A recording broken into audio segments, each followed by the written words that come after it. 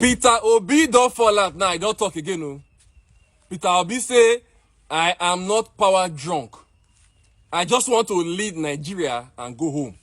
When I watch this video now, maybe still they talk. Just watch the video. President, be assured, and I say it, and I want it to be on record, that my visit is not a political visit. So do not think that if God decide that I'll serve this country, you look for me. No. We'll hold our hands together to decide the future of the society our children will live in. Thank you. It is about the future of our children. We can't bequeath them anarchy. And that is why I said we will look at my past. It is important. I'm not the only presidential candidate. We have not started a campaign. When we start campaign, I will tell Nigerians what we're going to offer them. And I want them to put it on record so that if for any reason they don't see it being delivered, they will know that I'm not telling them the wrong thing. I've done it somewhere where I said I'm going to move education from where they are, 26, 27, to among the 3 best, and we became number 1. Health, what you said, today, those who are suffering the bad leadership of Nigeria are the workers, are their families, the unemployed workers, people of Nigeria. The minimum wage today, as you know, you'll be lucky if it buys your family food.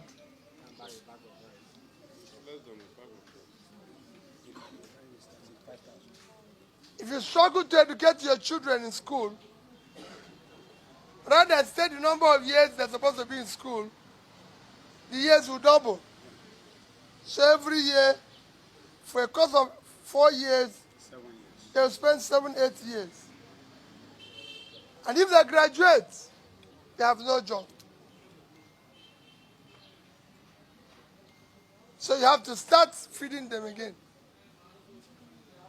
So it's misery for misery. That's what Nigerians are going through. That's the crisis we have. So everybody says to you, what are you going to do about security? Of course, yes. There's insecurity in Nigeria. But you can go and look at what Brazil, Mexico, Colombia did to fight similar situation we had here. The more you pull people out of poverty, the more you reduce criminality. You can't throw people into poverty. I think you can go home and sleep. You have millions of young people in their productive age doing nothing. That is the reason why we must now do things differently. The process and the road we've traveled so far will not lead us to anywhere.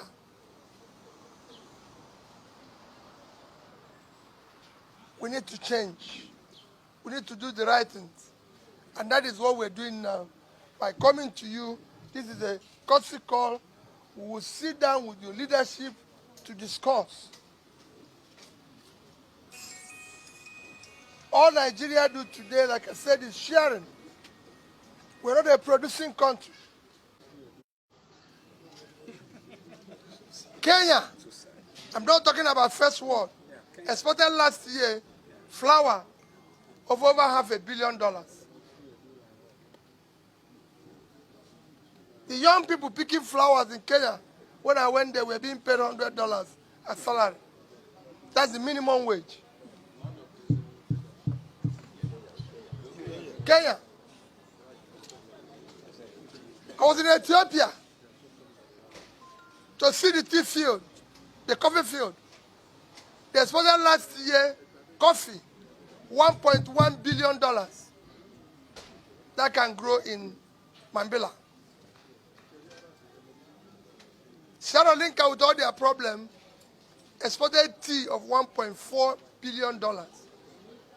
These three items and their export from these countries I mentioned is worth about $3 billion. 10% of it is $300 million, which is far more than the budget of Taraba. But because it's a sharing country, they are waiting for what it will be shared. That's why I said I will remove sharing formula and replace it with production formula, so we can create jobs. And that's what we want to do. We cannot do it without labor. We need to hold hands with you. We need to put everything on the table. We can no longer live in a country where our hard-working people are not paid. Those who have worked are not paid their gratuity and pension, and will allow one person to steal 80 or 100 billion. Enough to clear those debts. It cannot continue. It has to stop. And that's what we're doing. That's what we want to do. And we will do it for Nigeria. Amen. I'm contesting for the office of the President of Nigeria. Not for any section of Nigeria. And let nobody deceive you that is a problem. The poor people in the north are suffering. The poor people in the east are suffering. The poor people in the west are suffering. Our greatest assets is in the north. The vast land that we have must be turned into an agricultural production site. Cities in the north like Kanu will become a processing center, and Kaduna will go back to its textile production. This is not a promise. I'm happy what you said, that I'm the first presidential candidate to visit. That's what the NLC said. That's what you're saying.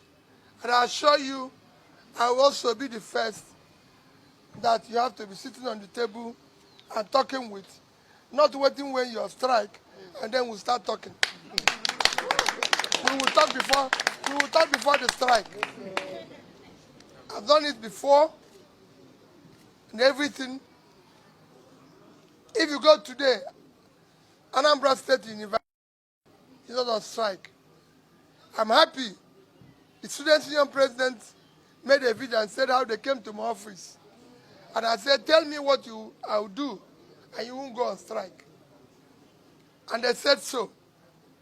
I'm also happy to tell you, Anambra State University have received, had in the past received, while I was governor, the highest amount any state government gave its university in 1 year.